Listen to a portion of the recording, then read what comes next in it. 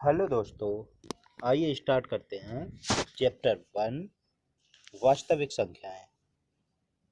जैसा कि नाम से ही पता चलता है, रियल नंबर्स वास्तविक संख्याएं। तो वास्तविक संख्याएं क्या होती हैं, उनको समझने से पहले हम जो है पीछे की क्लासों में कुछ संख्याएं पढ़ चुके हैं, जिसमें सबसे पहली संख्या आती है प्राकृतिक संख्याएं।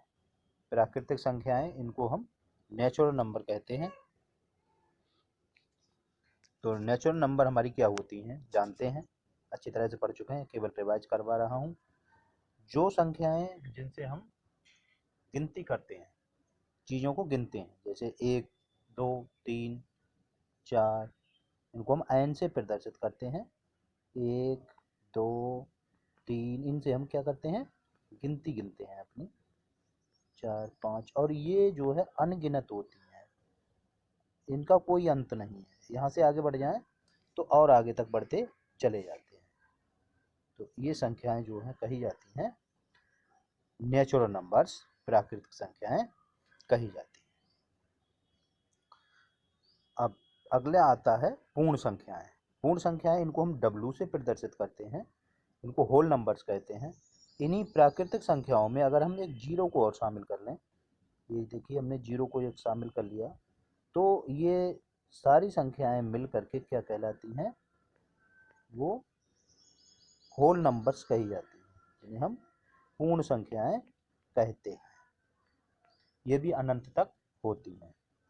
इसके बाद में आती है अगली पूर्णांक, इंटीजर्स जिन कहते हैं, इनको जेड से रिप्रेजेंट करते हैं।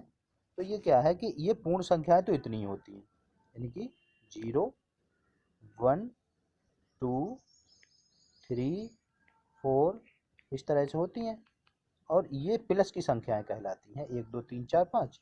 और अगर इन्हीं को हम क्या कहते हैं, माइनस की कहते हैं, माइनस की और शामिल करते हैं, यानी कि -1, -2 और -3, -4, इस तरह से ये जो है संख्याएं हमारी क्या कही जाती हैं, सारी मिल करके, जिसमें हमारे धनात्मक पूर्णांक होते हैं और ऋणात्मक पूर्णांक होते हैं और जीरो भी होता है। ये हमारी जो संख्याएं कही जाती हैं वो पूर्णांक कही जाती हैं। अब आते हैं परिमेय संख्याएं। परिमेय संख्याएं भी पढ़ी हैं आपने।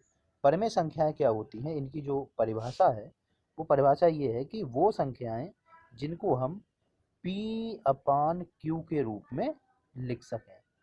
P/Q के रूप में हम इनको लिख सकें, तो वो संख्याएं हमारी क्या कहलाती हैं, परिमेय संख्याएं कहलाती हैं। अब इनकी भी कंडीशन होती है कि P का जो मान है वो कोई भी पूर्णांक हो सकता है, चाहे वो माइनस का है, चाहे जीरो है, चाहे प्लस का है। तो यानी कि सारे जो है पूर्णांक होंगे।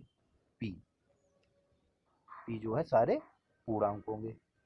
लेकिन Q की एक कंडीशन है, Q में जो है पूर्णांक तो सारे होंगे, लेकिन एक पूर्णांक छोड़ दिया जाएगा। कौन सा?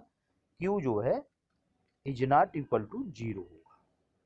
Q is not equal to zero, यानी कि Q जो है कभी भी जीरो के बराबर नहीं हो सकता। जीरो को छोड़ करके जितने भी पूर्णांक हैं वो सारे इसमें हो सकते हैं। तो जैसे एक आध एग्जाम्पल ले लेते हैं। एग्जाम्पल मान लीजिए 2/3, ठीक है, -1/7।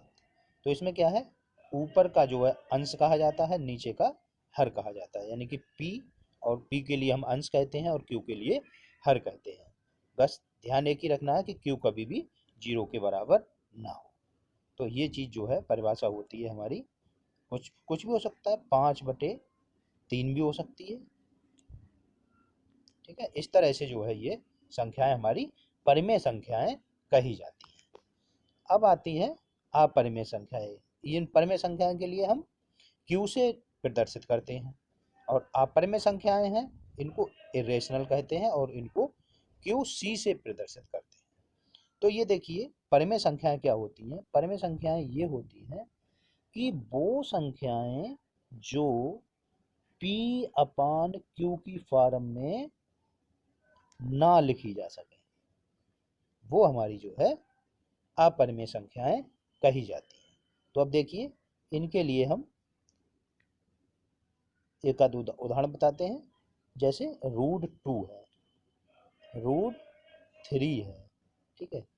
तो ये जो है हमारी अपरिमेय संख्या है, ये पाई है। अब देखिए कुछ लोग समझते हैं इस पाई का मान 22/7 होता है, यानी कि पाई जो है 22/7 होता है। तो ये क्या होनी चाहिए, ये जो है परिमेय होनी चाहिए, लेकिन ऐसा नहीं है।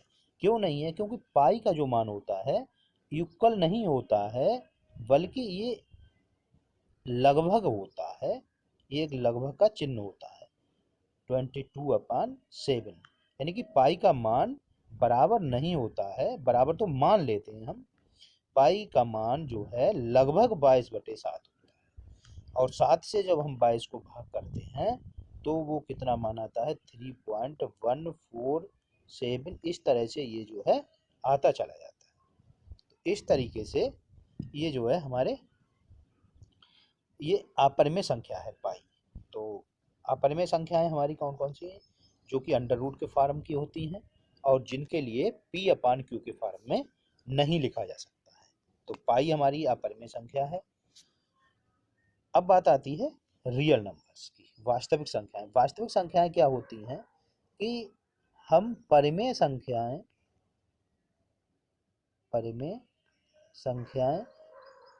प्लस अपरिमेय दोनों को अगर मिलाते हैं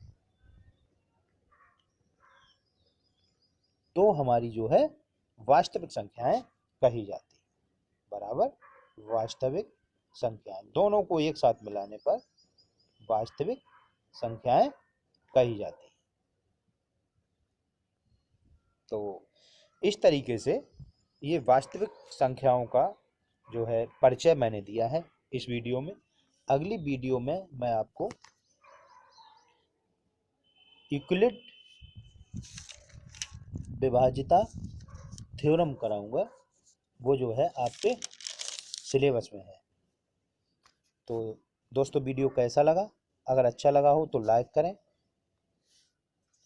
शेयर करें और चैनल को सब्सक्राइब करें। और अगर अच्छा नहीं लगा हो तो कमेंट करें। धन्यवाद।